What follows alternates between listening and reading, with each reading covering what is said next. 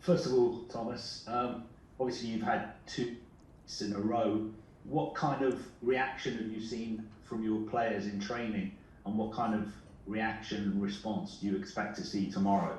Well, not much because we did not train a lot. Yesterday was a day we used for recovery, and today the guys who played and traveled in played 90 minutes in Turin did not do a lot today, so business as usual. I know it's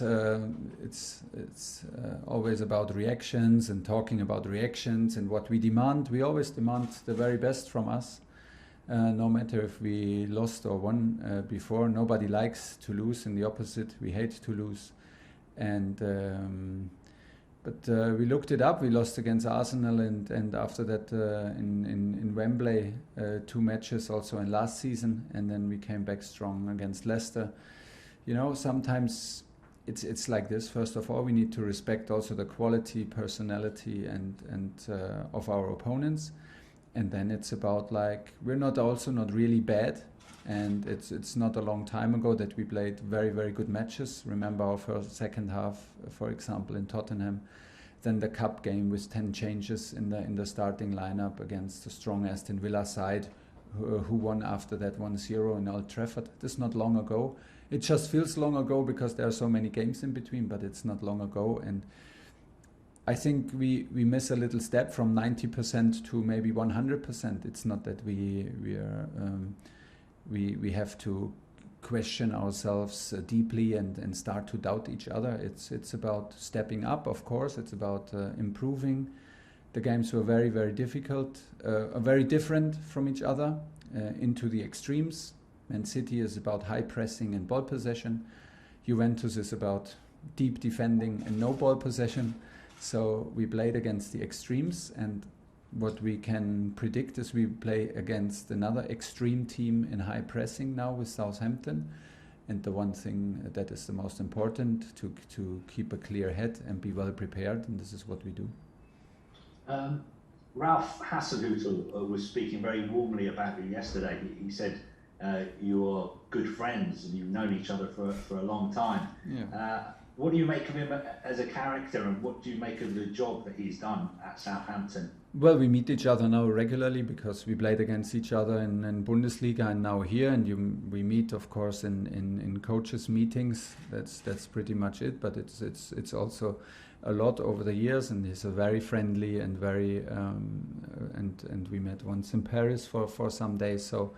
Very nice guy, very humble, very, very entertaining, also very funny guy. And well, the teams he trained have also always the same philosophy. It's high intensity, it's very aggressive, it's about ball recoveries, and this is it, and this on a very high level. So they have a very fast team, a very aggressive team. They have good results against both Manchester teams, and so this is what we are expecting. Good coach, good team, and a nice guy, but that does not count for 90 minutes. Can I just ask you some injury news as well? Because Mason Mount and Reece James were both included in the England squad yesterday. Was that done with your blessing? Does that mean that they are fit to play this weekend? You would assume so, no? But Yeah. I was when I saw it, I thought that maybe Reece goes with the water polo team for England, because right now he trains in the pool. So I was a bit surprised, but I understood that he was selected for the football team. So this will not happen because Reece is training in the pool right now. So my understanding, my last information is that he will not go. So can only be a misunderstanding, nothing else. And for Mason, of course, Mason is in the squad. Mason is back. It was not a long injury, it was a minor injury, and we're happy that he's back. And then it's obviously a given that he's nominated, and he's happy to be nominated, and will give everything to do his best for his England squad. Do you think it was the right decision for Ben Chilwell not to be in the squad at this stage of the season? For him personally? Yeah. No, it would be nice to be selected. He's happy to play for England. He's proud to play for England. He has the quality to play for England. He had a bit of a rough start, was a bit unlucky, and he has his own story, like every player has his individual story. And this is it, but I can understand that he has to, and for sure Chile understands that he has to earn it, and he needs to earn it with minutes, and he did not have too many minutes, so we can understand why he's not selected. It's not a big drama. I think he can accept, and there's no need to worry about it. Once he plays more minutes for us and plays with quality, he will have the chance to be selected again. But it's one step after another. Last one. Yeah, just a final one from me, Thomas. Just on Tony Livramento, he's been playing so well for Southampton.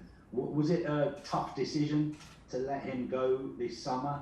And you've reportedly still got a buyback clause, so that shows how highly rated he was by the club. Yes, of course he was highly rated. We did everything to keep him here, to show him his future and his possibilities to compete also for a position in our team. He decided to go. That's his decision. You sometimes have to accept. There are not too hard feelings, because we can show him possibilities, and then it's on the player.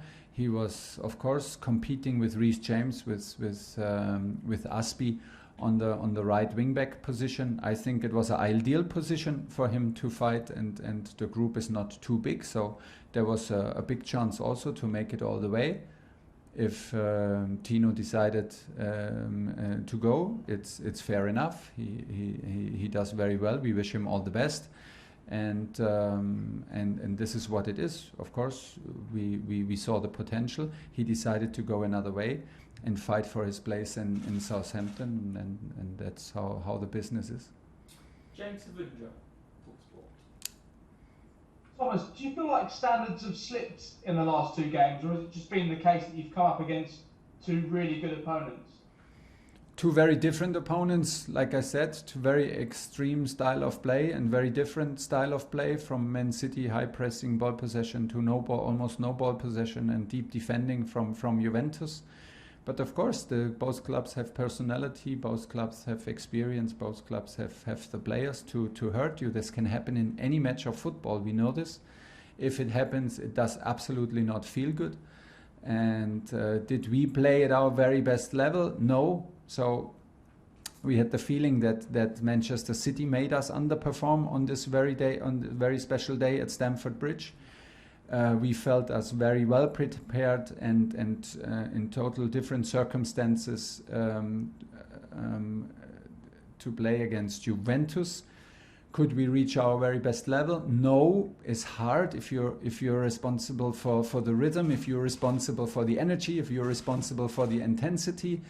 It's a concentration game in the end, you know. It reminds me 100% to our game in Bucharest when we played against Atletico, and we finally ended up to play almost a similar game and win it 1-0 by a goal that was ruled out by offside and then given by VAR, and it was a bicycle kick. So we did not have much chances, maybe no chance at all, and we did not give chances away. But don't forget, it was in Bucharest, it was without spectators, so it was maybe also a bit easier to be calm, to be focused, to be concentrated, and now it gets a bit tougher to play away games against big teams like this with this kind of personality.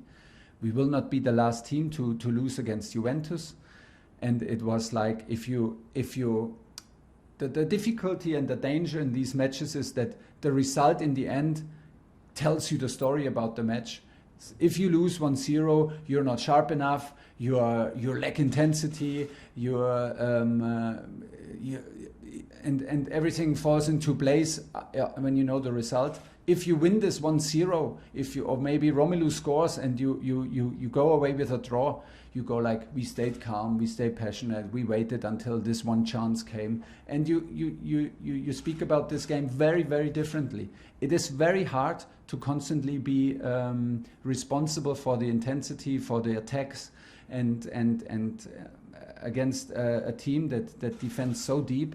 It was almost the same first half than we played with Manchester City, and it was very, very hard for Manchester City to create chances, and expected goals against us was almost impossible. And the door for Manchester City opened with a deflected shot. So, yeah, Of course, we need to defend this goal much better. It was an absolutely poor goal in the present we gave away, and this is the lesson. From there on, it's. I feel that we need to step up again, like you said, from 90% to 100, which is not the easy thing, but is of course on us to improve and to raise the level again. Romelu has seemed a little bit isolated in the last 2 or 3 games. Yeah. Is there still an adjustment taking place from his part, but also from the team's part as well, in terms of trying to work to his best strengths? Yes and no, because he was fully involved in the very first game against Arsenal, and then he was also if you look at the second half against Tottenham, he was involved in chances, in assisting for Timo Werner, in first half in connection with Mason Mount. I think that also football right now is about connections. And Romelu, I feel a strong connection with Mason Mount. I feel a strong connection with Mateo Kovacic. They look for each other and they have a genuine understanding. And everybody else lacks it a little bit. And we need to learn. We need to adapt. We need to create and understand each other better, of course.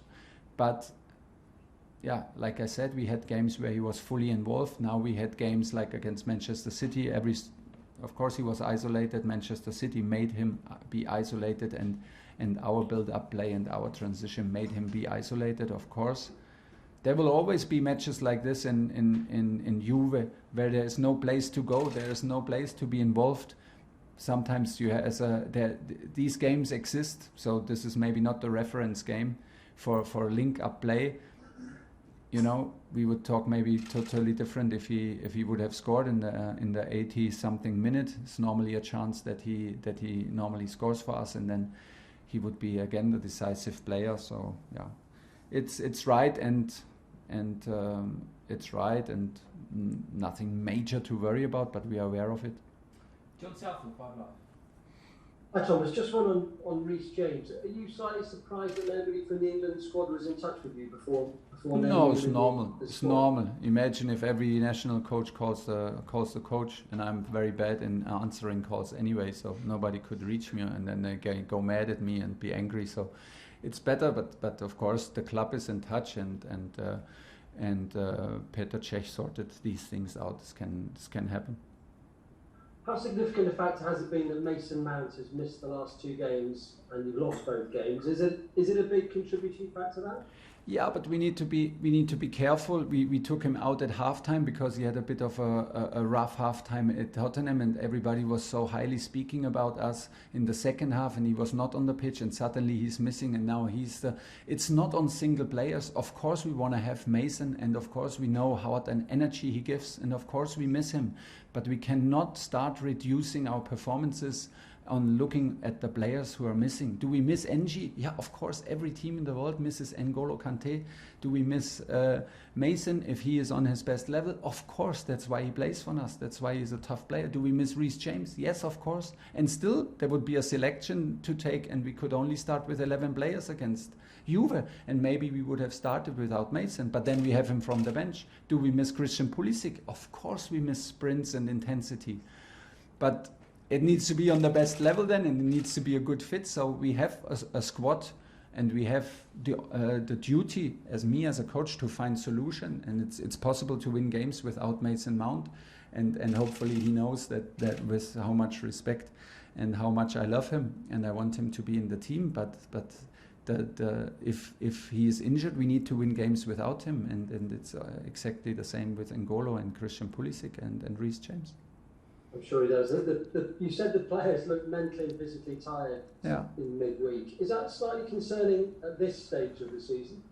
Yeah, but also logical. Maybe everybody feels like this if you play so much and play for national teams and have all the traveling. It feels a little bit like this. It does not mean that I'm absolutely right, but it feels a little bit that we carry a bit of weight on our shoulders mentally, or like from our own expectations, or you name it, can be. So yeah, somebody told me several years ago, if players look like this, you can threaten them or you can calm them down, and in 99% of the cases it's better to calm them down, and I will never forget this sentence. So I was a youth coach. So the tendency is in the moment here also keep everybody calm and trust in what we do and what we are, and support the group, and let the players also support each other and find their way out. We're looking, I think, for the last 10%, you name it, being sharp, being mentally maybe a bit more fresh, or enjoy a little bit what we do. But it's hard to enjoy games against Juventus. This is what they do to you, and this is like, and we're not the first team to experience it, and maybe not the first English team to experience it in Italy and in against Juventus. This is what they do, and sometimes you suffer mentally in these games because things don't go so fast like we want to have them happen. So it's what I want to say is we should focus on the solutions, not too much on the problems, because the problems are not too big. The results are not what we expect, and still is we still have trust in ourselves, and we have all reason. Last question in the broadcast section, Adam Cotier. Hi Thomas, you mentioned Southampton's high press and the way they play. Obviously they haven't won yet this season. How do you counteract that? What sort of things will you be looking for from your players when you're up against Southampton? I will not tell you. We have developed some ideas and some solutions, of course, to deal with this high pressure. So in general, you need to be absolutely aware of it. You don't have time to think when you're on the ball. We need to anticipate situations. We need to be very, very good in timing and distances of our passing if we want to escape high pressure in our own half. Of course, you have there are various possibilities. Can also be a possibility to use long balls and to escape high pressing. So, but then you need to have a good positioning before. Cannot talk about it now in details, but the most important is that we are aware, and we don't judge teams by their names or by their ranking or by their previous results, but we talk about what we see and their behavior, and we need to be aware, like I said, of an aggressive and intense team in our half. And just finally, on your team, you've had 10 different goal scorers, you've scored 12 goals in the Premier League. What does it say about your team? You're not relying on just one or two players, are you, for your goals? In the moment, which is maybe a good thing. In the end, we want also to rely on guys who constantly score, so you want to always have everything. So hopefully we find Romelu and our other strikers more often, that they bring them into chances. And this is what we are up to create chances, to attack, no matter where on the pitch, no matter if we have the ball or our opponent have the ball. So we raised our intensity against the ball in the opponent's half against Juventus, which was a very good thing. We have a lot of high ball recoveries from a very good counter pressing. Unfortunately, we could not take advantage of. Unfortunately, we missed opportunities to create chances out of high ball wins, because there were a lot. This was part of the game where we wanted to improve, and we want to also to have the answer to the pressing from Southampton with counter pressing, and to give them a taste of their medicine also, because it's also part of our game.